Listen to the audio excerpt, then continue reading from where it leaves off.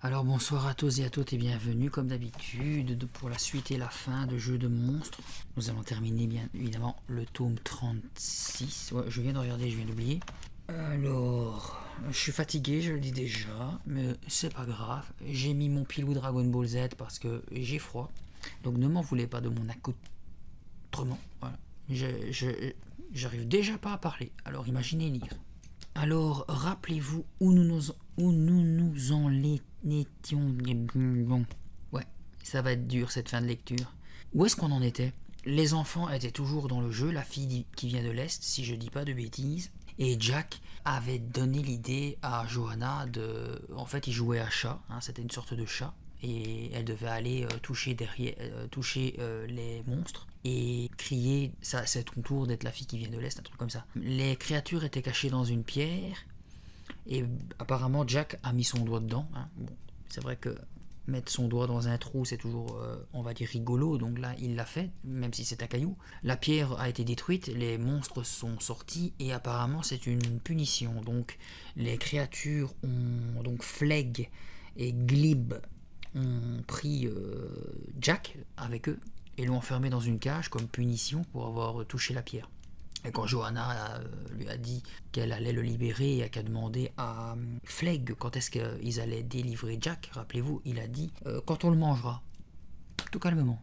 Donc, est-ce que ça va arriver? Je pense pas, étant donné que, rappelez-vous, au tout début de l'histoire, ce qu'on lit là, c'est une histoire que Johanna raconte.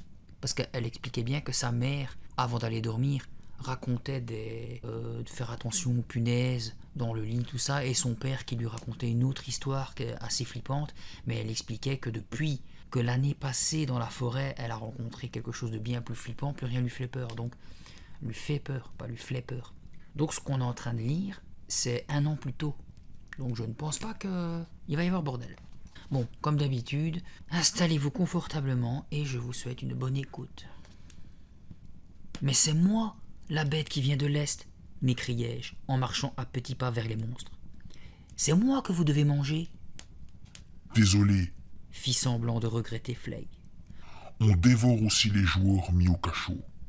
Ne me dis pas que tu as oublié cette règle de base. Tout le monde la connaît.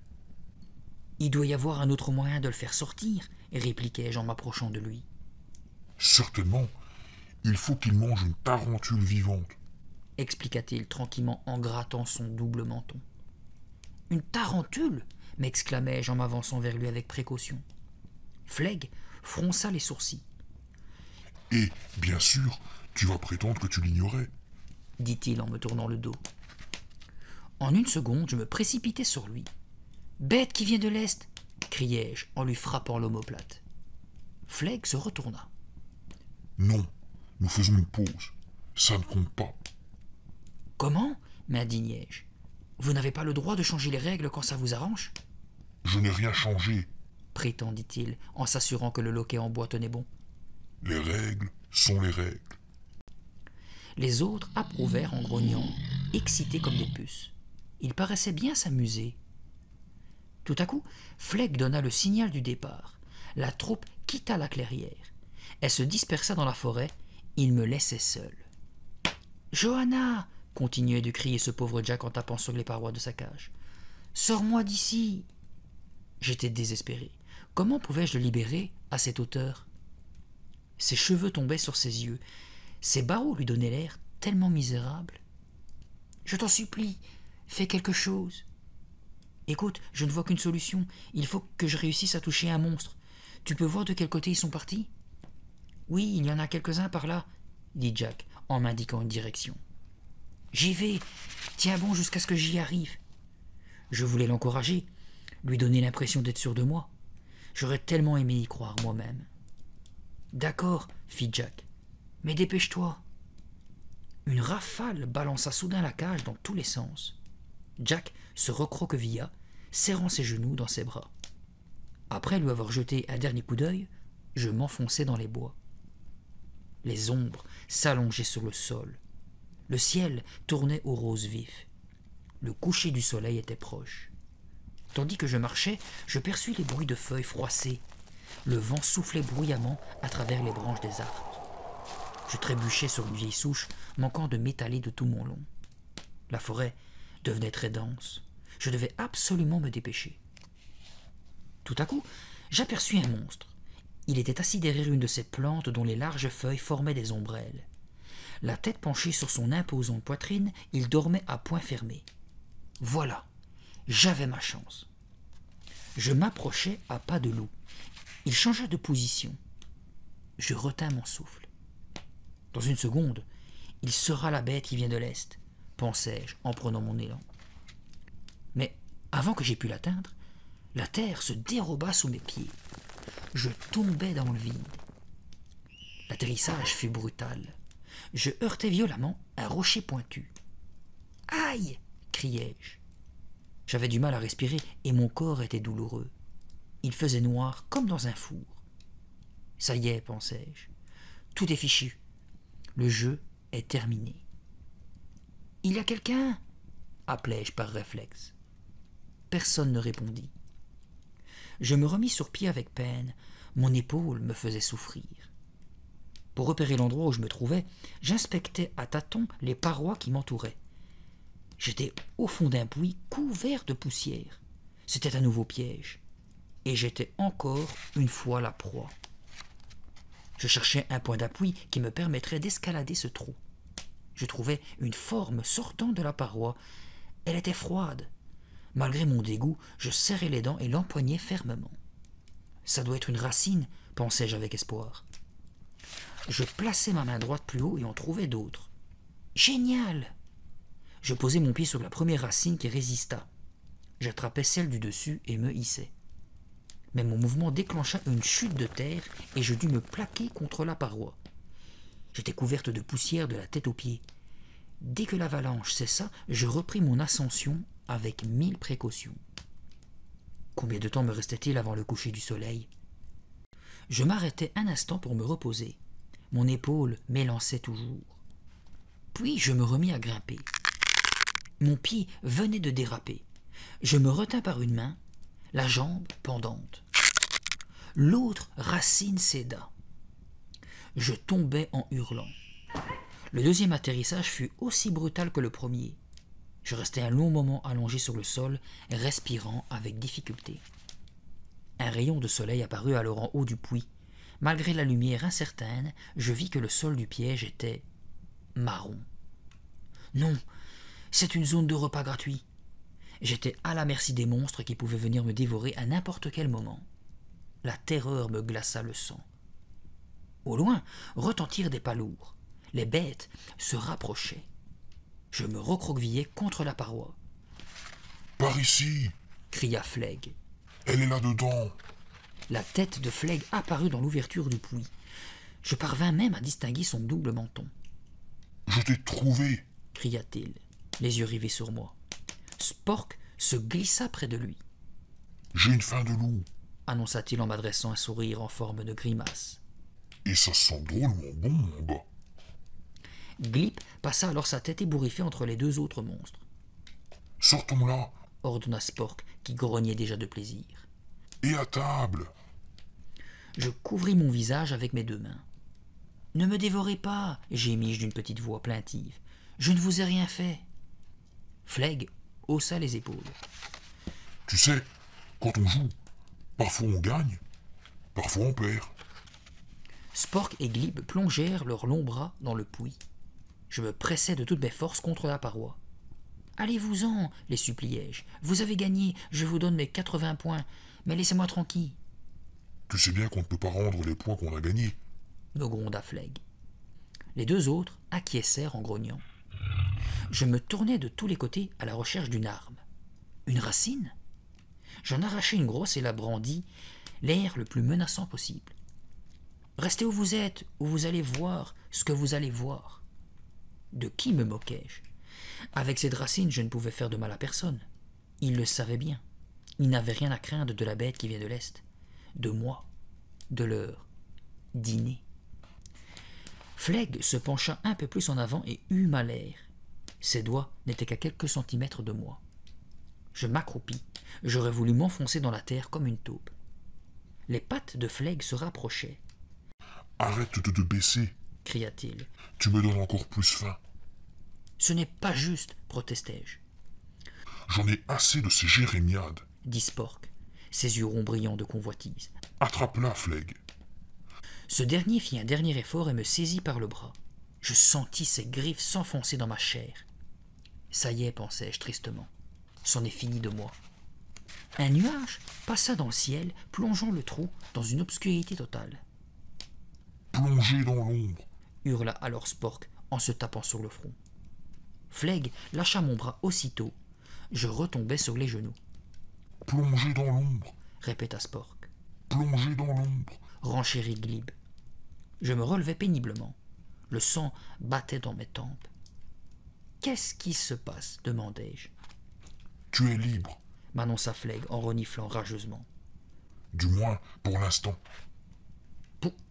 Pourquoi bredouillai-je, soulagé. Nous n'avons plus le droit de te toucher. Plonger dans l'ombre interrompt provisoirement la partie. Mais tu ne peux l'utiliser qu'une fois. Une fois? C'était déjà bien assez. Je n'avais pas l'intention de poursuivre ce jeu épouvantable définitivement. Nous devons te laisser partir cette fois. Regretta Glib en soupirant. Mais n'oublie pas que tu es toujours la bête qui vient de l'Est. Avant le coucher du soleil, il faut que tu touches l'un de nous. Me rappela Spork. Et qu'ensuite tu trouves le grand saule. On s'en va. Ordonna Flegg. Je les entendis s'éloigner de leur pas lourd en râlant. Attendez, dis-je, comment puis-je sortir? Comment vais-je faire pour toucher quelqu'un si je suis coincé ici? Flegg réapparut dans l'ouverture. Furieux, il serra une pierre rose qui dépassait du bord du puits. Il y eut un craquement sinistre. Aussitôt, le fond du puits se mit à monter. Il s'arrêta exactement à la hauteur du sol. Incroyable! J'étais vraiment libre. Je sautai hors du cercle des repas gratuits. J'essayais tant bien que mal d'enlever la poussière qui recouvrait mes vêtements et mes cheveux. « Attention !» cria Flegg en s'éloignant. « Le soleil est presque couché. Le jeu se termine bientôt. »« Oui, ajouta Spork. Bonne chance !» dit Glib en découvrant ses horribles crocs. Puis tous les trois s'engouffrèrent dans un tunnel. « Hé, attendez !» criai-je en me lançant leur poursuite. Ils marchaient devant moi et grattaient les murs et le plafond avec leurs griffes. À la sortie du passage, ils se séparèrent, chacun courant dans une direction différente. Par où devais-je aller? Je n'avais pas de temps à perdre. Je choisis de suivre Flegg. Il se faufilait entre les arbres, sautant par-dessus de maigres taillis. Je haletais, m'efforçant de ne pas le perdre de vue. Flegg accélérait l'allure. J'étais hors d'haleine. « Je vous toucherai !» criai-je désespéré. Flegg se retourna. Il me regarda par-dessus son épaule avant de s'enfoncer dans les bois. Je m'arrêtai. Ce n'était plus la peine de courir. À en juger par le ciel rouge sombre, le soleil serait bientôt couché. J'étais condamné à trouver un monstre de toute urgence. Et le grand saule. « Ouh, par ici !» Quelqu'un venait de m'appeler. Je me retournai.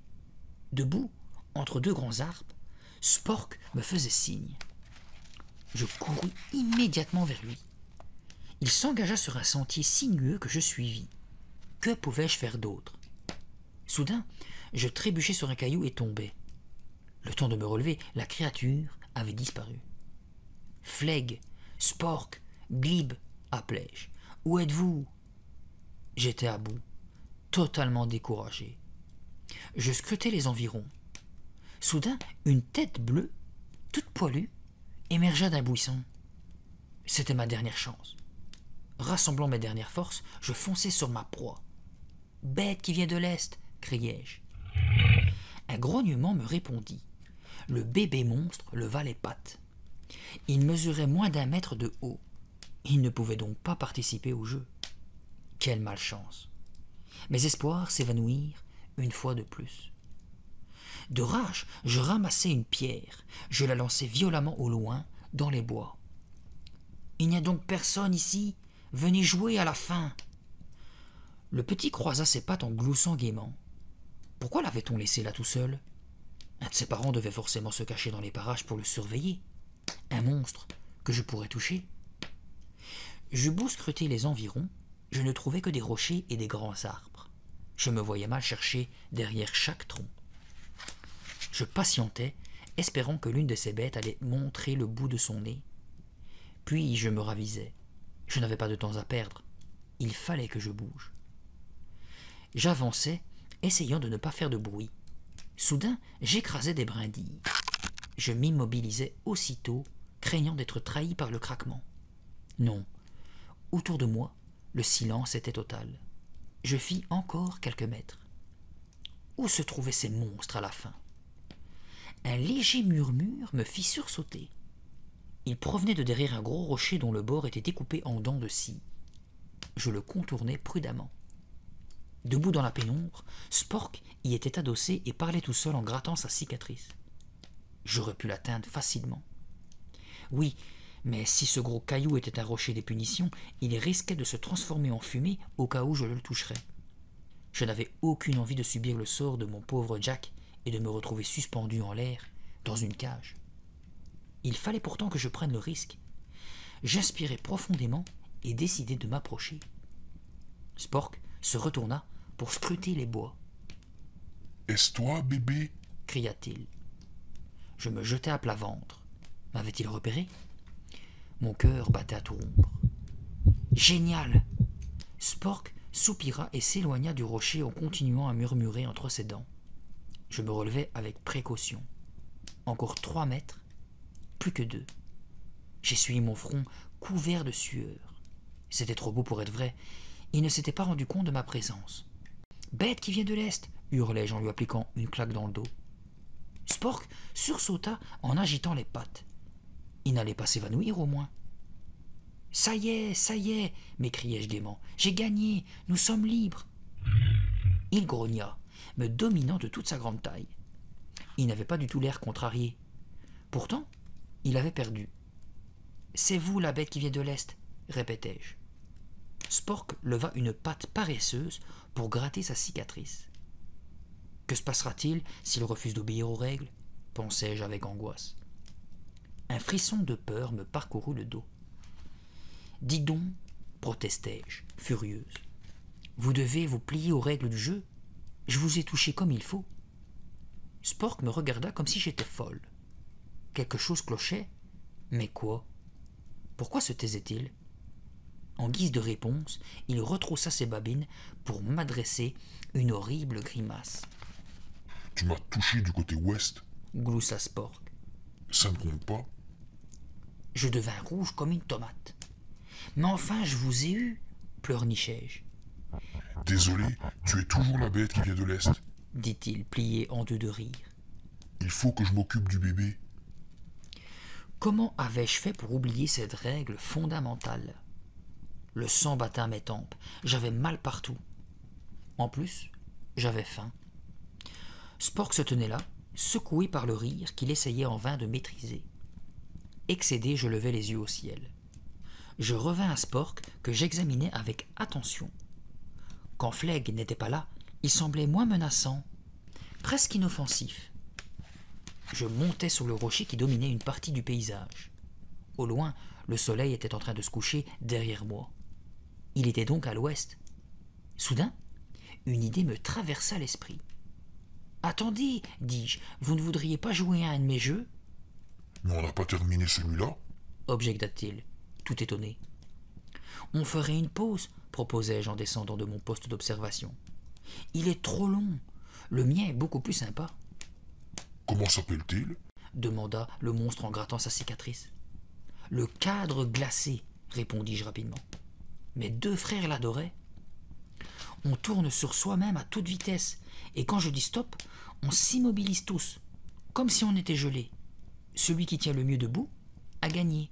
« Ça a l'air drôle » dit Spork. « D'accord. » « Allons-y alors. » Sans perdre la créature des yeux, je me mis à faire la toupie. « Plus vite, Spork, plus vite !» l'encourageai-je. Ses bras s'écartaient tellement il tourbillonnait. Sa queue arracha des buissons. Il commençait à trébucher. « On ne s'arrête pas !» lui criai-je. Il ne m'entendait plus, prêt à s'écrouler. « Stop !» fis-je sans prévenir. Il se figea sur place. Je me précipitai aussitôt. Bête qui vient de l'Est, déclarai-je en le touchant de nouveau. Je vous ai touché du côté Est cette fois. Il plaça ses deux pattes sur la tête et ferma les yeux. Encore chancelant, il s'appuya contre un tronc d'arbre pour retrouver son équilibre. Il se frappa alors le front avec ses pattes. D'accord, Admit-il. je suis la bête qui vient de l'Est. Il passa sa longue langue sur ses babines et poussa un profond soupir.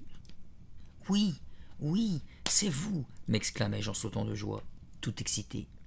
Je suis libre, le jeu est fini. Maintenant je vais aller retrouver Jack. Où est-il? Spork montra le chemin de droite avec sa patte griffue. J'y vais, m'écriai-je. C'était le plus beau jour de ma vie. Eh bien, mon cher Spork, salut, lui dis-je avec un grand sourire. À un de ces jours, Pas si vite. s'exclama le monstre. Je crains que tu aies mal compris. Mal compris? Demandai-je à Spork. Vous ne pouvez pas changer les règles comme ça? Navré, tu ne seras en sécurité qu'après le coucher du soleil. Et tu dois trouver le grand saule. Le jeu continue. S'écria-t-il en me dévisageant avec son air têtu. Le grand saule, je l'avais oublié. Je réussis à apercevoir un bout du ciel coincé entre deux arbres. Il était devenu gris. Il ne me restait plus beaucoup de temps. En aurais-je suffisamment pour découvrir cet arbre? Il était hors de question que je redevienne la bête qui vient de l'Est. Il fallait donc que je le cherche. Mais par où? Ne reste pas ici, Conseilla Spork. je pourrais te toucher. Ça, jamais. Plutôt mourir. Avant que j'aie eu le temps de faire un geste, Flegg jaillit hors d'un buisson. Son double menton tressautait. Glip se faufila derrière lui. Elle m'a eu. Avoua Spork. Je savais que tu avais déjà joué à ce jeu avant, Johanna. Rugit Flegg. Je serrai les poings, furieuse. J'en avais assez. Il m'avait forcé à jouer. Je n'avais pas l'intention de perdre, Je compte jusqu'à 100. m'avertit Flegg. Ensuite, on te poursuit. Il se retourna et commença à compter. 1, 2. Il ne me restait qu'une solution. Courir le plus vite possible. Phil, ne t'arrête surtout pas, me dis-je. Ne pense à rien. Trouve la direction du grand saule. Prête? On y va. S'écria Flegg. Derrière moi, il grognait, impatient de m'attraper. Quittant le sentier, je me frayai un passage à travers de hautes herbes coupantes qui se dressaient entre des chênes. Je franchis un champ de gros choux à la vitesse de l'éclair. J'avais mal aux mollets. Mes pieds me brûlaient. Mais je ne pouvais pas m'arrêter. Pas avant d'avoir trouvé le grand saule. Soudain, le bruit d'une cascade attira mon attention. Je me précipitai, manquant de tomber dans l'eau. Un gros poisson bleu sauta pour me saisir par les chevilles. Manifestement, ce n'était pas une bonne cachette. Je retournai dans les bois. Le vent se leva, me fouettant le visage. « Me voilà !» cria Spork sur ma gauche. Je pris mes jambes à mon cou, bien décidé à ne pas me laisser toucher par Spork. « Par où aller ?» C'est alors que je vis, à quelques mètres de moi, l'entrée d'un tunnel. Je m'y engouffrai. Le passage était obscur, mais c'était presque merveilleux, tellement c'était calme. Il n'y avait pas l'ombre d'un monstre. Je ralentis l'allure et me mis à marcher à petits pas. À la sortie du passage, je m'appuyai contre un arbre pour reprendre haleine. Je respirais si fort que j'eus peur que les bêtes ne m'entendent. J'avais à peine recouvré mon souffle que la terre se mit à trembler. Les créatures se rapprochaient. J'aperçus un taillis sous lequel je me glissais, me faisant toute petite. Heureusement, 2 secondes plus tard, Flegg, Spork et Glip émergeaient du tunnel. 4 autres monstres les accompagnaient. Ils avaient tous le museau levé, humant l'air, à la recherche de mon odeur. Mais ils passèrent près du buisson sans me voir, ni me sentir. Ils s'enfoncèrent dans les bois. J'attendis 2 minutes pour être certaine qu'ils étaient partis. Le silence était total. Je rampais pour quitter mon abri, puis je me redressai et je m'étirai en poussant un soupir de soulagement. Pas pour longtemps. Une cavalcade retentit derrière moi. Terrorisé, je n'eus pas le temps de me retourner. 2 bras m'entouraient la taille. Quelqu'un me plaqua au sol. Je me débattis en donnant de grands coups de pied. « Reste tranquille !» ordonna une voix familière. Jack, m'écriai-je en reconnaissant mon agresseur. Tu es sain et sauf. Comment as-tu fait pour sortir de cette cage? Une cage? Quelle cage? De quoi parles-tu? Dit-il, me dévisageant sans comprendre. La cage des punitions. Comment as-tu fait pour t'en échapper? Ils t'ont libéré? Mais je ne suis pas Jack, je suis Pat. Pat! Quelle idiote! Je le serrai dans mes bras, toute confuse. Je n'avais jamais été aussi contente de le voir. Où étais-tu passé? C'est à vous qu'il faut demander ça. Je vous ai cherché partout. Ces bois horribles donnent la chair de poule. Et où est Jack, au fait? Les monstres l'ont capturé. Quand tu nous as quittés, ils nous ont forcés à jouer un drôle de jeu. Et... un jeu? Mais quel jeu? M'interrompit Pat. J'étais perdu, tout seul, pendant que vous faisiez joujou. Ce n'est pas ce que tu penses. Je lui fis rapidement le récit de nos aventures depuis que nous nous étions séparés. Ils nous ont obligés à jouer, dis-je en parlant tout bas. Seulement, ce n'est pas pour s'amuser. C'est un jeu mortel. J'étais la bête qui vient de l'Est et... Ah! Bon, m'interrompit Pat, incrédule. Tu ne me crois pas? Non, répondit-il, impassible. Tu ne me crois jamais. Alors pourquoi devrais-je te croire? C'est simple, si on perd, il nous mange. Pat éclata de rire. Ce n'est pas une blague, m'écriai-je en le saisissant par les bras pour le forcer à me faire confiance. C'est la pure vérité. C'est terriblement dangereux. Flegg, Spork et les autres me cherchent en ce moment. Et si je ne trouve pas le grand Saul... Ouf, ouf, aboya-t-il en se dégageant. Tu as raison. Ouf, ouf. Chut, tu vas nous faire repérer. Ils sont là, autour de nous. Ils vont nous attraper si nous ne faisons pas attention. Je suppose que ce jeu est une idée à eux. Oui, bien sûr. Et que ces créatures parlent le français. Absolument, et... Tu es encore plus folle que je le croyais. Trêve de plaisanterie. Où est passé Jack? Je n'eus pas le temps de répondre. Un rugissement terrible nous fit sursauter. Je reconnus Flegg. Un grognement suivit. Les monstres étaient dans le tunnel. Pat, viens par ici, criai-je. Une bête mugit tout près de nous. Les pas lourds se rapprochaient. Le sol tremblait. Pat ouvrit de grands yeux. Les voilà, chuchotai-je. Ce sont eux. Tu me crois maintenant? Oui, dit-il dans un murmure étouffé. Elle est par là, avertit une créature. Filons, ordonnai-je à Pat. Nous courûmes dans la forêt, sautant au-dessus des troncs d'arbres morts, écartant les branches qui nous fouettaient le visage. Par là, dis-je en saisissant la main de Pat. Cachons-nous derrière ce buisson. Spork passa si près que je l'entendis renifler. Tu crois qu'il peut nous sentir? S'inquiéta Pat. Chut, dis-je en mettant un doigt sur ses lèvres. Immobile, nous vîmes Flegg marcher dans notre direction.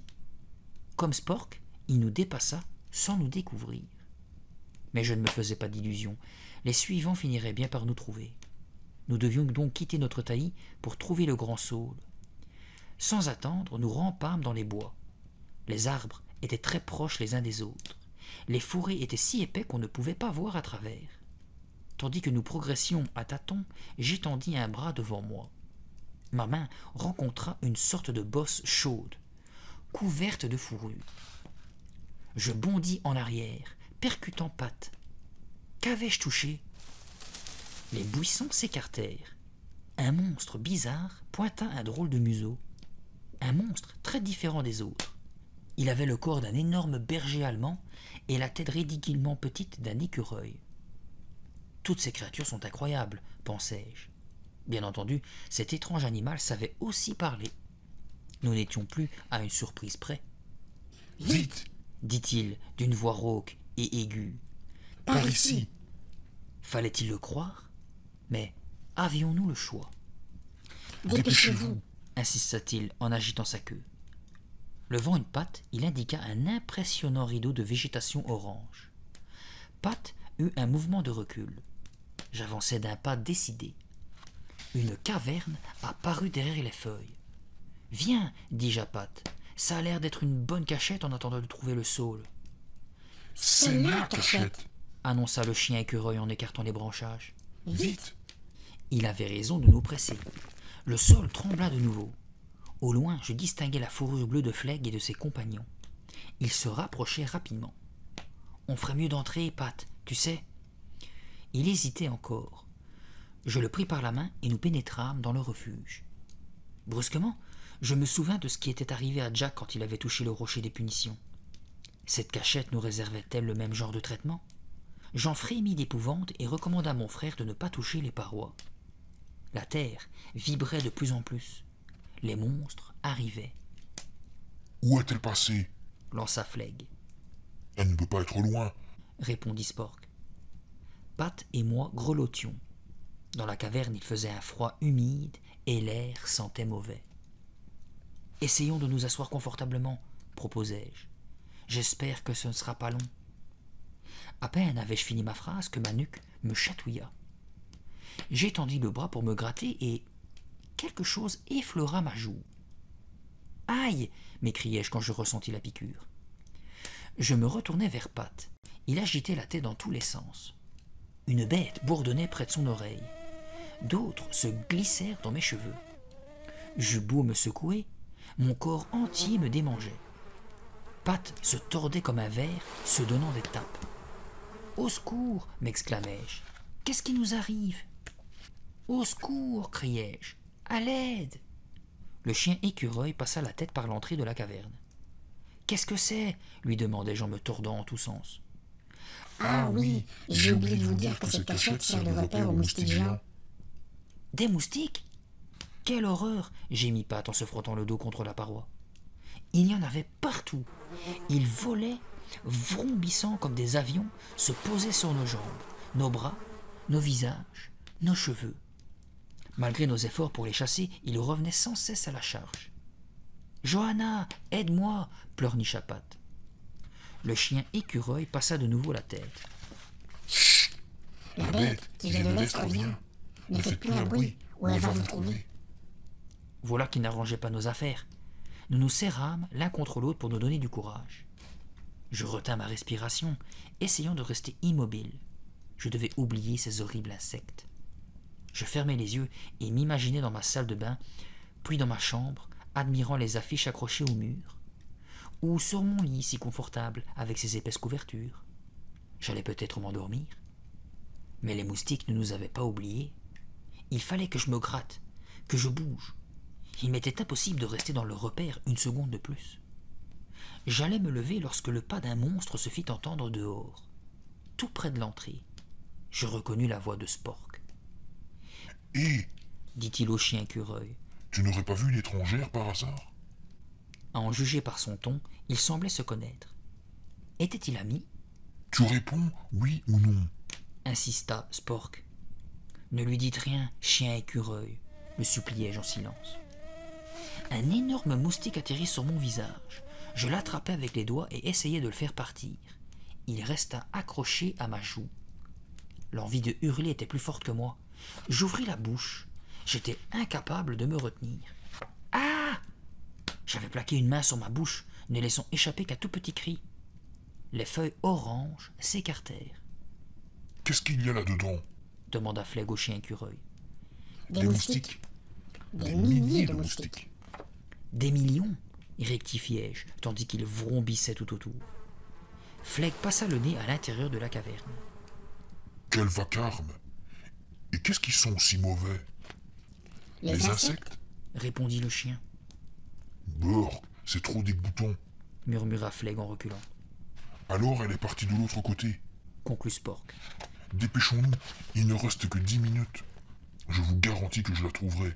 Je ne supporterai pas qu'un être humain fasse de moi la bête qui vient de l'Est. Si j'avais bien compris, il ne restait que 10 minutes. Si Spork ne touchait personne avant la fin du jeu, mes frères et moi serions libres. À condition que Jack n'ait pas été dévoré, et que je trouve le grand saule. Mes jambes tremblaient. Les démangeaisons étaient tellement épouvantables que je ne pouvais plus contrôler mes muscles et m'empêcher de bouger. Incapable de rester une minute de plus dans cet endroit, je passais la tête dehors. « Ils sont partis ?» chuchotai-je au chien écureuil. « Oui, pour le moment, » répondit-il. « Sortons d'ici, dis-je à Pat. Dès que nous fûmes hors de la caverne, je me grattai la tête comme une folle. Je me frottais même le dos contre un tronc d'arbre. Pat tapait des pieds par terre. « J'en ai plein mes chaussures, se plaignit-il. Il enleva ses bottes. Une dizaine d'insectes s'envolèrent. « Ça va me démanger jusqu'à la fin de mes jours, dis-je, pleurant presque. »« Vous ferez mieux de vous enfuir, intervint le chien écureuil. Ils vont sûrement revenir, et vous n'avez le droit de vous cacher dans cette grotte qu'une seule fois par jour. Si j'étais vous, j'irais par là. C'est l'ouest. » Écoutant son conseil, nous plongeâmes de nouveau dans la forêt. Avançant avec difficulté, nous vîmes devant nous un arbre dont les branches descendaient jusqu'à terre. Quel choc! Le grand saule! Chuchota Pat. Nous l'avions trouvé. Le chien écureuil nous avait indiqué la bonne direction. Mais il ne restait que 2 minutes. Vite, par là, murmurai-je, entraînant Pat derrière un rocher plat. Quand le soleil se sera couché, nous serons sauvés. Pat acquiesça sans dire un mot. Il était visiblement angoissé. Restons allongés. Et surtout, ne touche pas ce rocher. Nous attendîmes. Mon cœur tapait comme un marteau dans ma poitrine. Je me serrais contre mon petit frère et tendis l'oreille. Le silence était total, juste troublé par le vent sifflant dans les branches. « Tu crois qu'on est en sécurité ?» demanda Pat d'une toute petite voix. « Pas encore. » Je levai les yeux vers le ciel gris foncé. Un dernier rayon pourpre passait encore au-dessus du saule. « Dépêche-toi, dis-je au soleil. Couche-toi. À quoi tu joues ?» La lueur pourpre s'évanouit. Le ciel s'obscurcit davantage. Il faisait enfin nuit. « Ça y est, on a gagné, m'exclamai-je en sautant sur mes pieds. Nous sortîmes de notre cachette, fous de joie. Nous nous embrassâmes. Mais notre joie ne dura pas longtemps. Une main lourde frappa mon épaule. « Bête qui vient de l'Est !» hurla Spork. « Quoi ?» m'exclamai-je abasourdi. Spork avait tapé si fort que la douleur persistait. « C'est pas du jeu !» s'écria Pat. Les monstres surgirent des bois pour se rassembler autour de nous. Mon frère ne les avait jamais encore vus de si près. « Le soleil est couché, il fait nuit !» protestai-je de toutes mes forces. « Le jeu est fini !» annonça Fleg qui souffla dans un long sifflet. Furieuse, je montrai le grand saule du doigt. Le soleil s'était couché derrière le saule. Spork n'avait plus le droit de me toucher. « Le jeu n'était pas terminé ?» insista Fleg. « Je n'avais pas sifflé la fin. » Les créatures approuvèrent d'une seule voix. Je serrai les poings de rage, cherchant des arguments pour plaider ma cause. Ils n'ignoraient pas que je ne connaissais pas cette règle, mais je savais qu'ils ne m'écouteraient pas. Je baissai la tête, résigné. La partie était perdue. Pat ravala un sanglot. « Que vont-ils nous faire, Johanna ?»« Je te l'ai déjà dit, ils vont nous manger, tout simplement. » Fleg fit un pas vers nous, me saisit par la taille et me bascula sur son épaule. Spork souleva Pat comme un fétu de paille et le plaça également sur son épaule. « Lâchez-le, remettez-le à terre !» hurlai-je. « C'est ton équipier. Nous mangeons toujours les équipiers. » répliqua-t-il tranquillement. « Laissez-moi tranquille !» hurla Pat. Ignorant nos protestations, les monstres nous emmenèrent jusqu'à une petite clairière au centre de laquelle brûlait un feu. De grandes flammes bleues et jaunes montaient vers le ciel. Fleg et Spork nous déposèrent au pied d'un arbre. Les créatures bavaient et se pourléchaient les babines. Leur estomac gargouillait. « C'est jour de fête !» dit Spork en souriant de toutes ses dents. « Les jours de fête, on fait toujours un barbecue. » Puis, il attisa le feu en remuant les bûches avec une longue barre de métal, qu'il brandit ensuite vers moi. « Miam, miam !» fit-il méchamment en se frottant le ventre. Glib tira un lourd chaudron qu'il plaça au milieu du foyer. Fleg cueillit des fruits, les cassa en deux et versa le jus jaune dans le récipient. Il y ajouta des herbes et des feuilles de plantes aromatiques. Glib mélangea le tout avec un long bâton. Une odeur infecte se dégagea de cette préparation. « Le bouillon est prêt !» annonça-t-il fièrement. « Désolé, dis-je à Pat. J'ai perdu. »« Je suis désolé, moi aussi, Johanna, » murmura-t-il en pleurant. Les monstres chantèrent en cadence. « C'est la fête aujourd'hui. Est-ce que quelqu'un a apporté la sauce ?» demanda Spork. Je meurs de faim. Flegg me prit dans ses bras. C'était fini. Il m'emmenait vers le chaudron. « Arrêtez » hurla derrière nous une voix familière. Je tournai brusquement la tête. « Jack » m'exclamai-je. « Johanna » cria-t-il encore vers nous. « Que se passe-t-il? À quoi joue-t-il maintenant ?» Flegg me reposa à terre. « Jack, va-t'en » lui ordonnai-je. « Mais » bégaya-t-il en s'arrêtant au milieu de la clairière. « File vite, sinon ils vont te manger aussi. Cours !» Capturez-le! Hurla Spork aux autres monstres. Glib et 3 autres créatures se précipitèrent sur mon frère. Jack fit demi-tour et s'enfuit. Il fonça dans les bois et disparut derrière des pins. Désespéré, j'assistais à la chasse qui commençait. Je croisai mes doigts, priant pour qu'il ne le retrouve jamais. « Jack va s'en sortir, c'est sûr, me dis-je. Il va courir tellement vite qu'ils ne le rattraperont pas. Il ramènera du secours. » Pat et moi attendîmes en silence, surveillés par Spork, les yeux fixés sur la forêt obscure. Quelques instants après, les monstres revinrent, avec Jack. Quelle horreur! Mon frère se débattait furieusement. Glib le projeta sans ménagement sur le sol près de nous. Maintenant, ils avaient leurs 3 prisonniers. Flegg et Spork nous contemplaient avec convoitise. Glib passa sa longue langue sur ses lèvres. Quel festin en perspective! Comment as-tu fait pour sortir de ta cage? Demandai-je à Jack. Ça n'a pas été trop dur, répondit-il. Les barreaux étaient fragiles. Je les ai écartés suffisamment pour m'échapper. Tu aurais mieux fait de rester loin d'ici, parce que maintenant ils vont te manger aussi. Jack leva les yeux et vit le chaudron prêt à nous accueillir. Mais je ne veux pas jouer, moi, bégaya-t-il. Malheureusement, le jeu est fini, lui annonçai-je tristement. Silence! Ordonna Flegg. C'est l'heure du dîner. Arrêtez de jacasser. Mais dès qu'il vint plus près de nous, il parut étonné. Il dévisa Jack et Pat, cligna des yeux, secouant pensivement la tête. Il s'approcha de Spork et Glib pour leur chuchoter quelque chose. Les autres monstres les rejoignirent. Ils fixèrent alternativement les jumeaux. Tout en murmurant, ils bougèrent leurs grosses têtes de bas en haut. Pendant qu'ils parlaient, leur museau remuait. « Vous vous êtes dédoublé? Vous avez fait un clown classique ?» s'écria Flegg. « Pardon ?» demandai-je sans comprendre. « Vous n'avez jamais vu de jumeaux ?»« Ils sont identiques. Nous appelons ça un clown classique. Pourquoi ne pas nous l'avoir dit plus tôt? Ça signifie que vous êtes des joueurs du 3e niveau. » Mes frères et moi échangeâmes des regards stupéfaits. De quoi parlait-il? « Vous n'êtes pas dans le bon jeu, » poursuivit Spork, l'air déçu.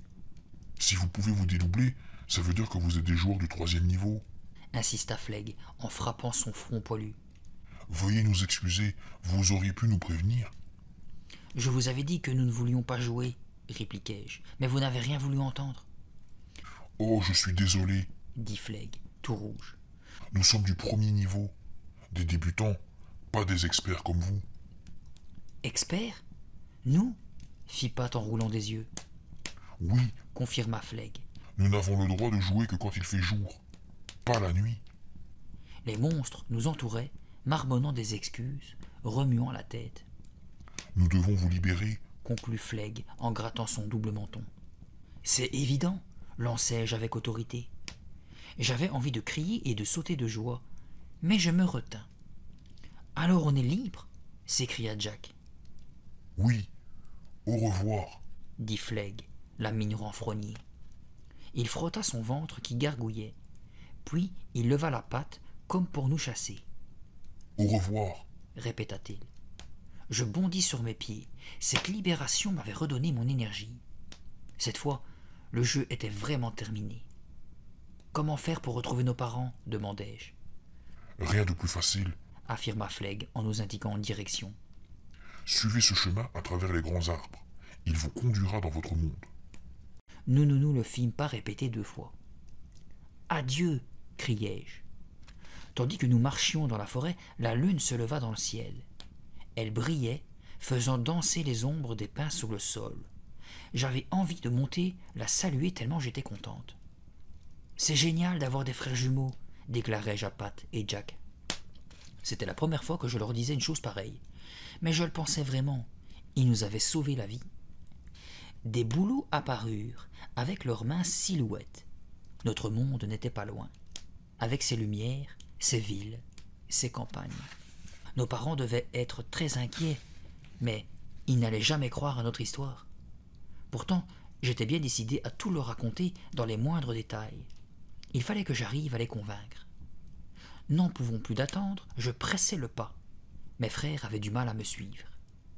Lorsque nous arrivâmes sur un autre sentier, je m'arrêtai net. Pat et Jack m'imitèrent. Un énorme monstre s'avançait vers nous, nous empêchant d'avancer. Il croisa ses bras poilus sur son imposante poitrine. Il nous contempla de ses yeux gris couleur de marbre. Il grogna et retroussa ses babines, dégageant de longs crocs. Cette fois, je n'avais plus peur. « Posez-vous, lui dis-je. Vous devez nous laisser passer. Nous sommes des joueurs du 3e niveau. »« 3e niveau » s'exclama-t-il. « Vous aussi? C'est génial! Bête qui vient de l'Est !» Et voilà comment se termine Jeu de monstres. Étrange. Au début de vidéo, rappelez-vous, je vous avais dit que, à moins que c'est moi qui ai oublié le début de l'histoire, il me semblait qu'elle nous avait raconté que depuis qu'elle avait vécu des affaires étranges avec des monstres dans la forêt, plus rien ne lui faisait peur. Donc ça veut dire qu'elle parlait du passé de ce qu'on a lu. C'est bizarre, ça veut dire qu'ils ont réussi aussi le jeu du 3e niveau. Bon, au moins maintenant ils connaissent bien les règles. Quoique peut-être que 3 niveaux plus haut, en mode expert. Ah oui, ils avaient dit que non seulement ils jouaient de jour, mais aussi de nuit. Enfin, soit. J'ai bien aimé l'histoire. La fin, ça va, elle n'était pas trop tirée par les cheveux, le coup des 2 jumeaux, tout ça, bon, ça peut être une des règles supplémentaires. C'est pas comme l'autre qui était allergique aux enfants de 12 ans. Ça, je crois que c'est la pire fin ever, en termes de ridicule, hein, je trouve, parce qu'il y a eu aussi d'autres fins pas terribles, mais ça restait encore plausible. Mais là, pas vraiment horrible. Dans l'ensemble, j'ai beaucoup aimé cette histoire, c'était sympathique, on se prenait au jeu. Je pense que la plupart d'entre vous aussi, sauf un qui m'avait laissé un commentaire pour dire que ça ne le bottait pas, mais bon, ça c'est les goûts et les couleurs. Je vous avoue que j'étais content d'arriver vers la fin parce que je suis assez fatigué, donc j'ai vraiment envie de dormir, hein, ce qui prouve que les lectures fonctionnent, aussi bien ceux qui écoutent que ceux qui le lisent. Vous de votre côté, j'espère que vous avez aimé cette histoire. Si c'est le cas, vous savez quoi faire. Likez, partagez et commentez la vidéo, ça me ferait plaisir. Et surtout, abonnez-vous pour ne rater aucune autre histoire. La fois prochaine, nous allons lire le tome numéro 37, Nuit de cauchemar. Et à voir la jaquette, elle a l'air super cool.